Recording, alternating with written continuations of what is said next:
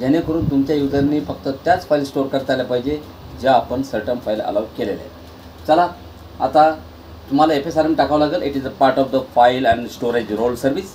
And then go to the manage add roles and services features here. Click next, continue, next again. Okay, and there is a file and storage services role, and inside that file and iSCSI services and data deduplication have already been taken there. So I am going to select the FSRM, and after that we will study the DFS. But first we'll just target the file server resource manager and add features, required features. Next. Then again we are not going to install any additional feature because whatever features required to your FSRM that has been selected, and click next and install it.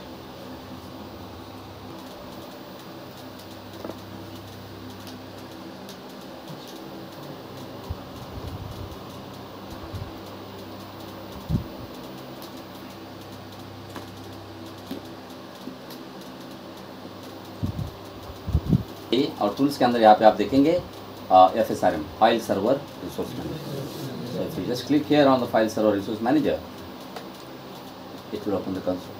But now on which folder that you would like to set the FSRM.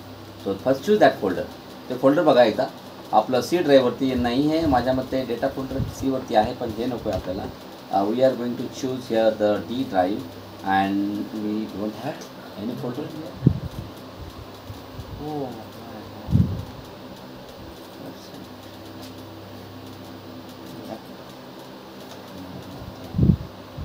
Yes, data folder is there.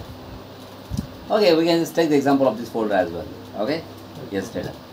So first thing that you have to look here, sharing. Yes, the folder has been shared.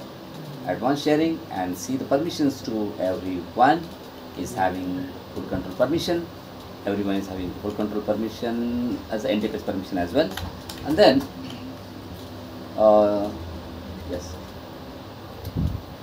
So go to the quota management. FSRM मध्ये काय Kota management आहे. कोटा मॅनेजमेंटमध्ये गेल्यानंतर बघा कोटाज जर तुम्ही जर बघितलेस, we haven't created any quota here. And quota टेम्पलेट्समध्ये गेल्यानंतर तुम्ही बघा these are the templates available with some hard quotas, soft quotas and 100 MB limit. Hard quota म्हणजे 100 MB लिमिट संपल्यानंतर तुम्हाला वरती 1 KB टाकता येणार नाही. 1 KB सुद्धा तुम्हाला डेटा टाकता येणार नाही. सॉफ्ट कोटा म्हणजे कसं असतं, हां 100 MB झाली का मग 100 MB नंतर तुम्ही टाकू शकता, फक्त ते मॉनिटर कराल. हां 100 MB भरली तुमची, तुम्ही अजून टाकताय पुन्हा वरून असं. 200 MB limit report to user 200 MB. मग याच्यामध्ये 150 MB नाही, आपल्याला 150 MB ची लिमिटवाला कोटा पाहिजे, पण आहे का? मग जर तुमच्याकडे जर जी आता हे बघा टेम्पलेट वाईज ते चालतं, पण तुमच्याकडे जर समजा 150 MB चे टेम्पलेटच नाही आहे, तर तुम्ही टेम्पलेट बनवून घ्या ना. तर चला मी तर राईट क्लिक करतो आणि न्यू क्रिएट कोटा टेम्पलेट, कोटाची एक नवीन टेम्पलेट बनवतो. सो क्रिएट कोटा टेम्पलेट आणि 100 MB ची लिमिटवाली लिमिट मी म्हणजे you can just take the baseline. याला बेसलाईन घेऊ शकता तुम्ही, म्हणजे copy properties from the quota. कोणत्या टेम्पलेटून तुम्हाला कॉपी करायची टेम्पलेट, तर 100 MB ची लिमिटवाली टेम्पलेट कॉपी कर. मी याला नाव देतो कस्टम 150. काय नाव दिलं मी याला?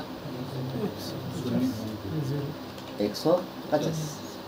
डिस्क्रिप्शन द्यायची गरज नाही, आणि फक्त इथं आता तुम्हाला द्यायचं 150 MB. हार्ड कोटा द्या. Do not allow users to exceed the limit. Allow users to exceed limit use for monitoring purpose. Hard quota द्या. 150 MB संपला की विषय संपला. कोई थ्रेशोल्ड वगैरे नोटिफिकेशन देऊ शकता. नोटिफिकेशन थ्रेशोल्ड जर ॲड करायचं असेल तर 85% झाली कोटाची लिमिट, तर त्याला काय कर, ॲडमिनिस्ट्रेटरला ईमेल पाठव. मग तुम्ही ईमेलसुद्धा पाठवू शकते इथं.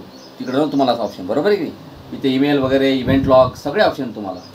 ठीक आहे ना. मग इथं हे घ्यायचं म्हणजे तुम्हाला SMTP सर्व्हर द्यावं लागेल, पण आपल्याकडे नाही. SMTP कडून देता. Send warning to event log, event लॉगला वॉर्निंग पाठव. बस एवढं करू शकतो आपण. अँड ओके 150 कस्टम आहे का, 150 MB हार्ड कोटा. बस कोटामध्ये या, राईट क्लिक करा, create quota. Select the folder on which you want to set the quota. I want to set the quota on this particular folder.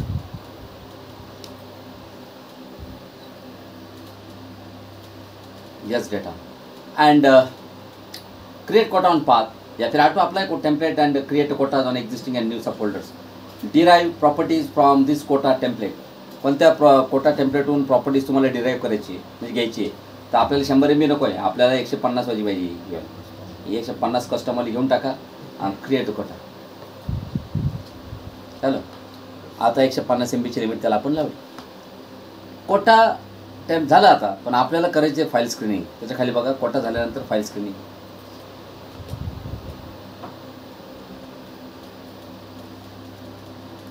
File screens. तर file screen आपण बनवलेली नाही, पण file स्क्रीनचे पण टेम्पलेट असतात. पण बघा block audio and video files, बरोबर का. Block audio and video files. त्यानंतर block email files, block executable files, block image files. Image म्हणजे फोटो, समजलं तुम्हाला. Monitor executable and system files.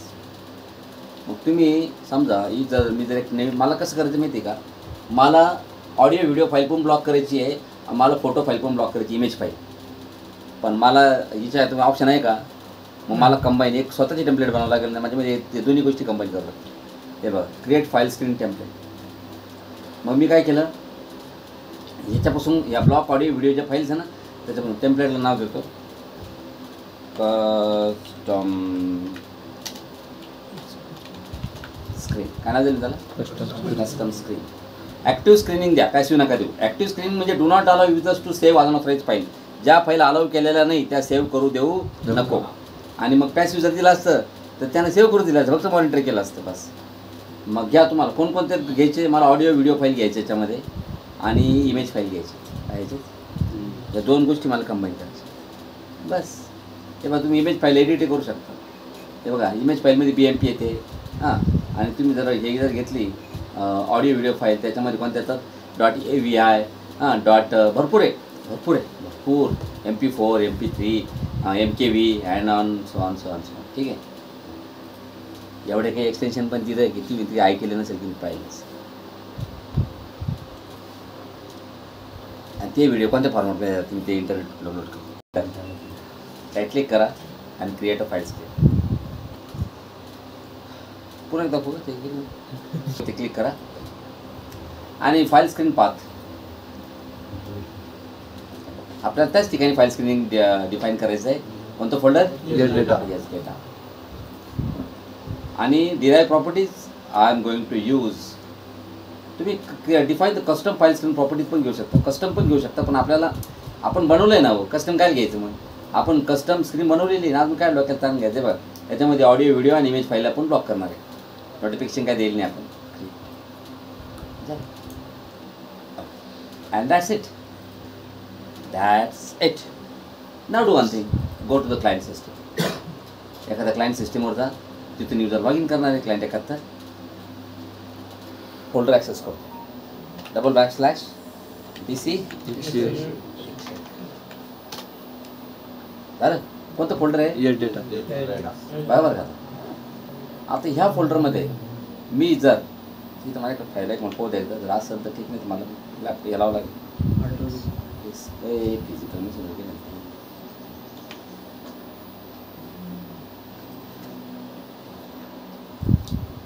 आता मी माय अकाउंट AC ही फाईल टाकतो बरं का.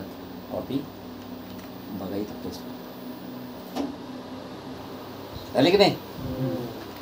पण आता आपण इमेज फाईल जी आहे, आता तेंडुलकर कोणती फाईल आहे, इमेज फाईल. मग ही फाईल जर इमेज फाईल आहे ना, ही तिकडे पेस्ट व्हायला नाही पाहिजे. ही जर पेज जर झाली मग आपलं प्रॅक्टिकल नाही झालं. स्क्रीनिंग करेल ना आपण. बघा व्हेरी गुड. याचा अर्थ हे प्रॅक्टिकल सक्सेसफुल झालेलं आहे. कारण की बघा तुम्ही किती उलटे पालटे झाले इथं, काही होते कॉपी होणार नाही. ठीक आहे ना. बघा रक्षक हा मूवी आहे, त्याला कॉपी केलं. हां इकडे जर पेस्ट करायला गेलो ते म्हणतं there is not enough space on S data. आता मेसेज कोणता आहे, वेगळा आहे. कोणता मेसेज हा, स्पेसचा. तुम्हाला किती लिमिट आहे, 150 MB. आणि तुम्ही 1.71 GB टाकू राहिले. डोकं सरकलं तुम्ही.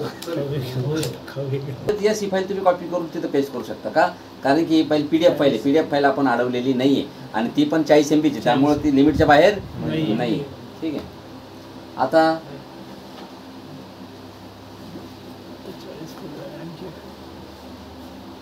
कळलं तुम्हाला? Yes.